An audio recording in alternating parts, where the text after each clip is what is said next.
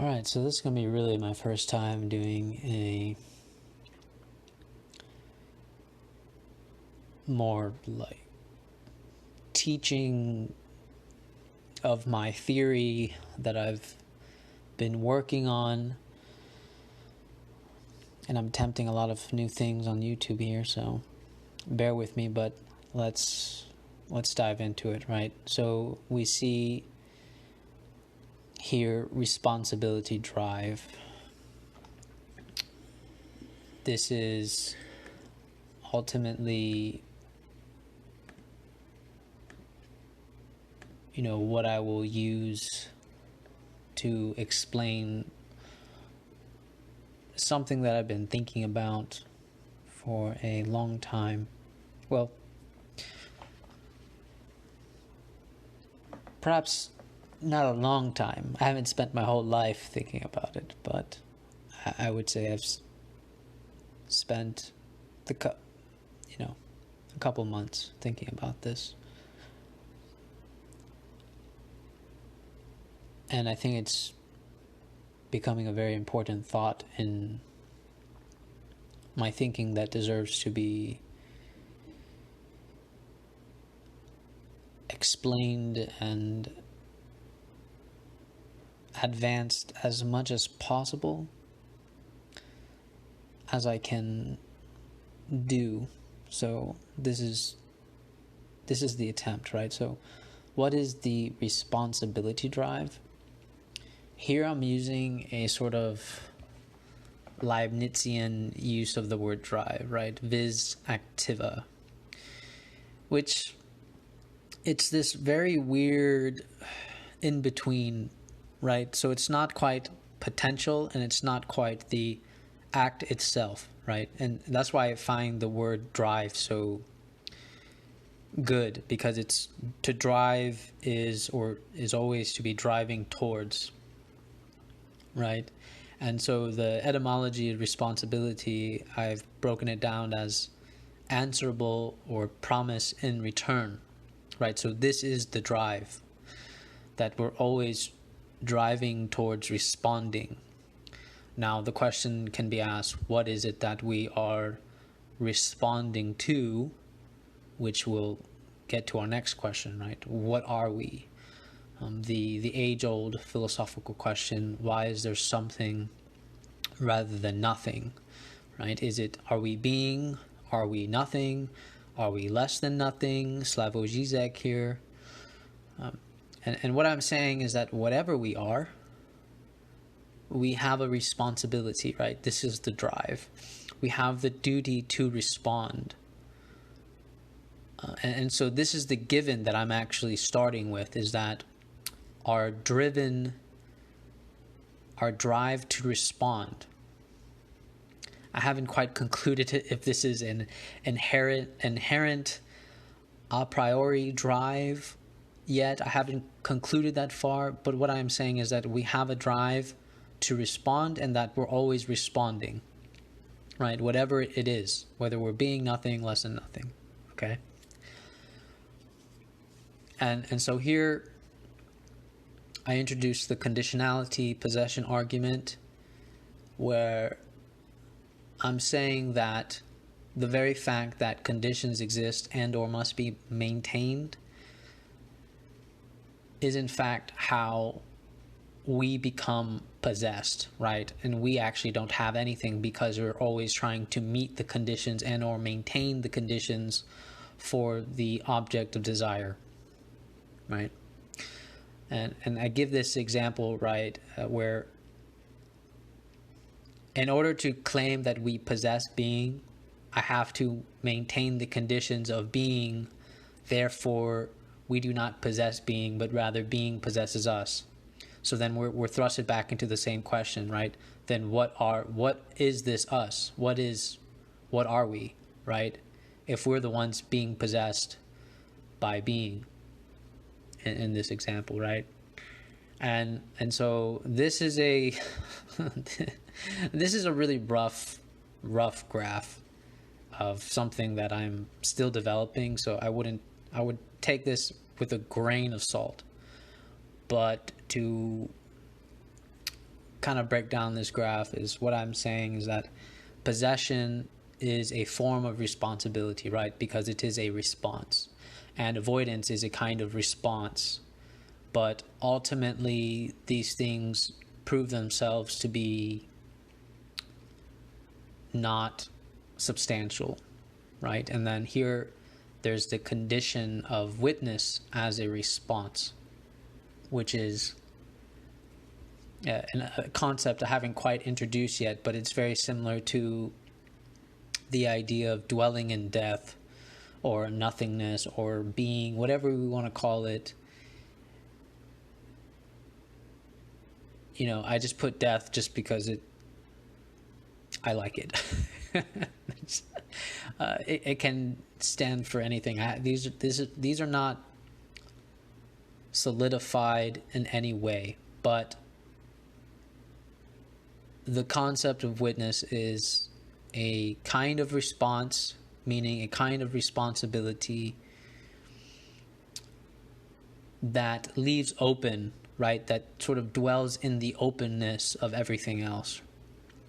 It allows the entrance and exit of everything, which is why I actually put it outside the funnel of and I named the funnel the existential anxiety, right?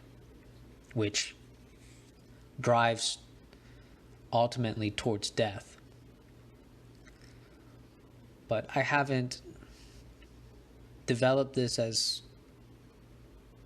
clearly as, you know, it's still very early, and so please don't beat me up about this. Please don't beat me up about this. But if we are to get anything out of what I'm saying, is that this responsibility drive is whatever we are, whether we're beings, whether we're nothing, whether we're less than nothing, we are always driven to respond, right? And so inherently we've been given a responsibility, and the pressing question is, who or what gave us this responsibility? Why is it that we must respond?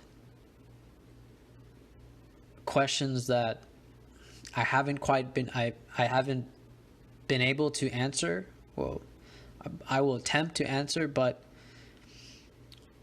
it's really good to look at it. I find it interesting to look at it this way, because what I'm saying is I'm not asserting that we possess an I or possess being or possess anything. The only given that I'm saying is that the strangeness is the very fact that we are driven to respond. And there is cost to responding, to choosing a form of response. There is cost to choosing a form of response. And so that's why I've identified possession as a form of response, avoidance as a form of response, and witness as a form of response.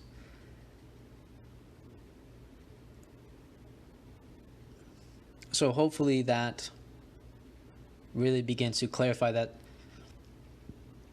even though we attempt, in the very question of attempting to answer what we are, the drive is already existing in the very question and existential anxiety that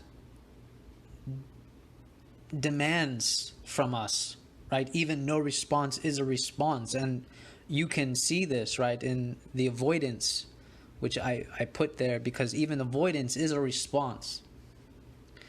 And you can even intermingle possession and avoidance together too, right? Because I think in some cases actually people do actively avoid by trying to possess something else.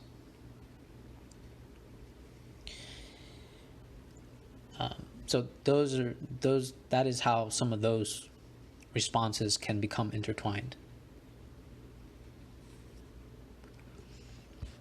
And hopefully I'm making this clear, and this is the beginning of my thought here that is really starting to press more deeply,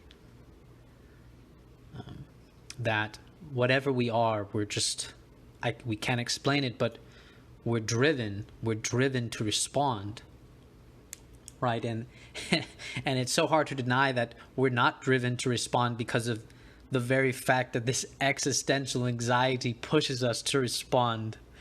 And our responses vary, right? Either through possession, avoidance, suicide, physical suicide, or using Camus' concept of philosophical suicide, where we try to essentially fill the gap of, signifier and signified, right? We try to assert some kind of certainty between this gap, and we just commit philosophical suicide by this very act of responding. But what I am saying, that no matter what the case is, this drive is always there. And how is it there? That's a really good question. Why does it exist? Why must we respond? That's a good question. I don't know. What I can tell you is that no matter what we do, no matter what and how we try to respond, the drive is always in play, right? Because we're attempting to answer, and our very existence is this drive attempting to respond. And the big question is, to what, right? To what?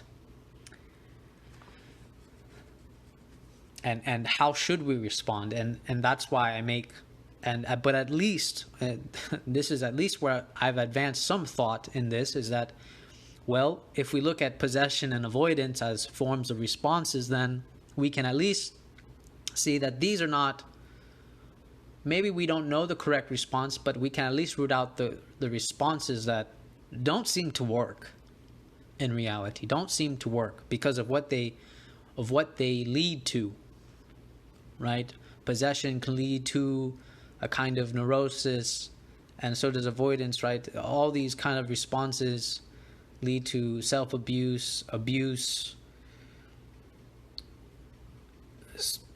suicide, just constant feeding into deeper existential anxiety, leading towards death, right?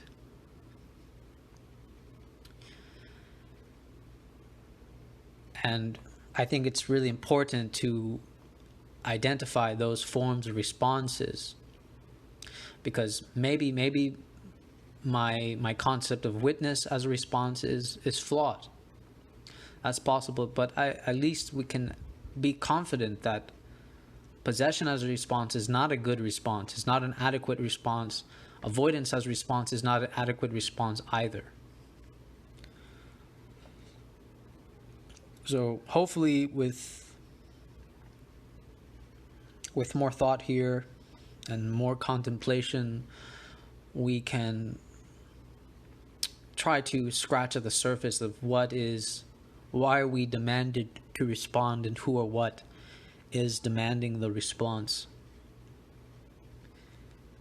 I'm willing to, I would really like to hear anybody's thoughts on this. This is something that is really interesting, that I feel like I'm bringing to the table that's really interesting. I am borrowing Leibniz's idea of drive, right? Vis activa. I think there's a flaw somewhere in me using that, but nonetheless, I hope that I've explained the intent here and the presupposition that I'm going off of, and that we can't quite say that we are nothing, that we are being, that we are less than nothing, and so on. And so what I'm saying is that, well, all that I know is that this drive exists, right? And that we have a responsibility, and it's demanding from us right? It is the burden itself that you can really feel the pressing of the existential anxiety of this burden of duty that we must comply with. But I think that's enough. Hopefully that really explains things in a clear fashion.